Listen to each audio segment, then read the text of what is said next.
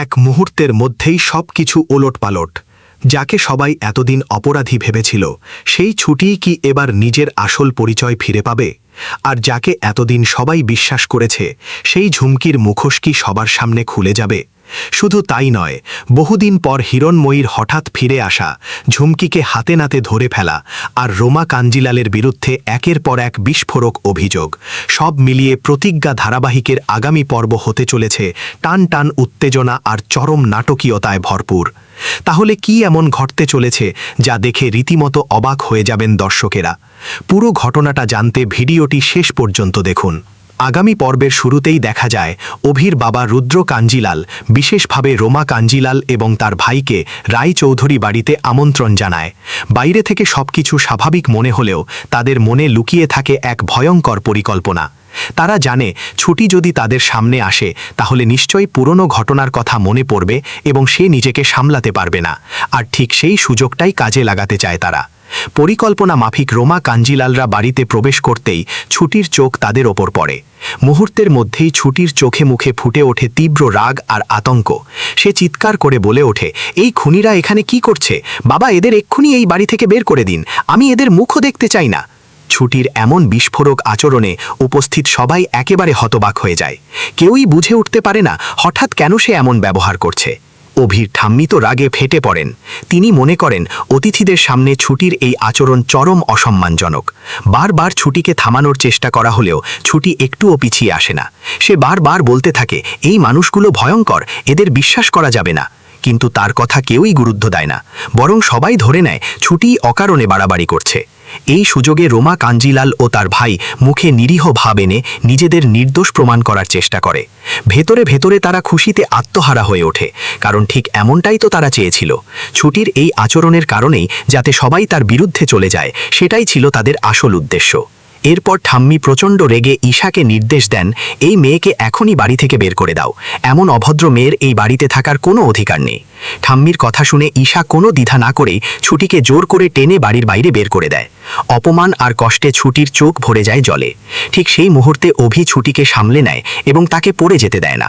কিন্তু ছুটির কান্না যেন কারও মন গলাতে পারে না, বরং সবাই তাকে ভুল বুঝেই দূরে ঠেলে দেয়। ঠিক তখনই ঘটে সবচেয়ে বড় চমক। বহুদিন পর হঠাৎ রায়চৌধুরী বাড়ির দরজায় এসে দাঁড়ায় হিরণময়ী। তাকে দেখেই সবাই বিস্ময়ে হতবাক হয়ে যায়।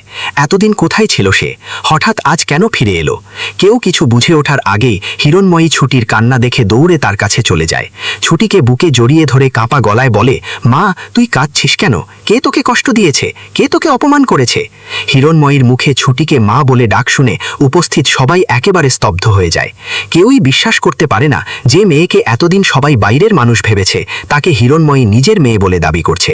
ঠাম্মি অবাক হয়ে বলেন, তুমি এই মেয়েকে মা বলছো কেন? এই মেয়েটা খুব অসভ্য, অতিথিদের সঙ্গে কথা বলতে জানে না, এক্ষুনি ওকে নিয়ে এই বাড়ি থেকে বেরিয়ে যাও। কিন্তু এবার আর চুপ করে থাকেন না হিরণময়ী। তার চোখে মুখে স্পষ্ট রাগ আর প্রতিবাদের আগুন। তিনি গর্জে উঠে বলেন, দাঁড়ান জেঠিমা, আপনি কাকে বাড়ি থেকে বের করছেন? আমার পরীকে বের করতে হলে করুন এই ঝুমকিকে। কথাগুলো বলেই তিনি ঝুমকিকে টেনে হিচড়ে সবার সামনে এনে ধাক্কা মেরে ফেলে দেন। মুহূর্তের মধ্যেই বাড়ির পরিবেশ পুরো বদলে যায়। সবাই বিস্ময়ে ঝুমকির দিকে তাকিয়ে থাকে। হিরণময়ী এরপর একের পর এক বিস্ফোরক সত্যি সামনে আনতে শুরু করেন।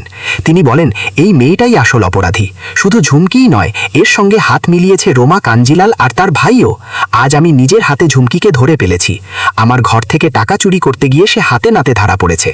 আমি যখন পুলিশে দেওয়ার জন্য প্রস্তুতি নিচ্ছিলাম তখন সব অপরাধ নিজের মুখেই স্বীকার করেছে। এতদিন যাকে সবাই ভালো মেয়ে ভেবেছে সেই ঝুমকি আসলে এই বাড়ির সর্বনাশের মূল কারণ। এরপর হিরণময়ীর গলা আরও আবেগে কেঁপে ওঠে। তিনি ছুটির দিকে তাকিয়ে বলেন, আজ বুঝতে পারছি কেন এই মেয়েটাকে দেখলেই আমার বুকটা কেঁপে উঠত, কেন ওর জন্য আমার এত মায়া হতো। কারণ এই আমার আসল মেয়ে, আমার পরী। এতদিন ভাগ্যের নিষ্ঠুর খেলায় আমি নিজের সন্তানকে চিনতে পারিনি, কিন্তু আজ আর কোনো ভুল নেই। আজ আমি আমার মেয়েকে চিনে ফেলেছি। আর আমার মেয়ে একটাও মিথ্যে কথা বলেনি। রোমা কাঞ্জিলাল আর তার ভাই সত্যিই ভয়ঙ্কর মানুষ। ওদের মুখোশ আজ সবার সামনে খুলে যেতেই হবে। হিরণময়ীর এই বিস্ফোরক স্বীকারোক্তি শুনে রায়চৌধুরী বাড়ির প্রত্যেক সদস্য হতবাক হয়ে যায়। অভি, ঠাম্মি, ঈশা, এমনকি রুদ্র, কাঞ্জিলালও একে অপরের মুখের দিকে তাকিয়ে থাকে। ঝুমকির মুখ থেকে সমস্ত রং উধাও হয়ে যায়। রোমা, কাঞ্জিলালও বুঝে যায় এতদিন ধরে যে নাটক তারা সাজিয়ে রেখেছিল তা হয়তো এবার ভেঙে পড়তে চলেছে। তাহলে কি সত্যি এবার ছুটি নির্দোষ প্রমাণিত হবে? হিরণময়ীর এই প্রত্যাবর্তনের পর কি রোমা, কাঞ্জিলাল, তার ভাই ও ঝুমকির সমস্ত ষড়যন্ত্র প্রকাশ্যে চলে আসবে, নাকি শেষ মুহূর্তে তারা আবারও নতুন কোনো চাল চালবে? এসব প্রশ্নের উত্তর মিলবে আগামী পর্বেই। আর সেই পর্ব যে দর্শকদের জন্য একের পর এক চমক নিয়ে আসছে তা বলাই বাহুল্য।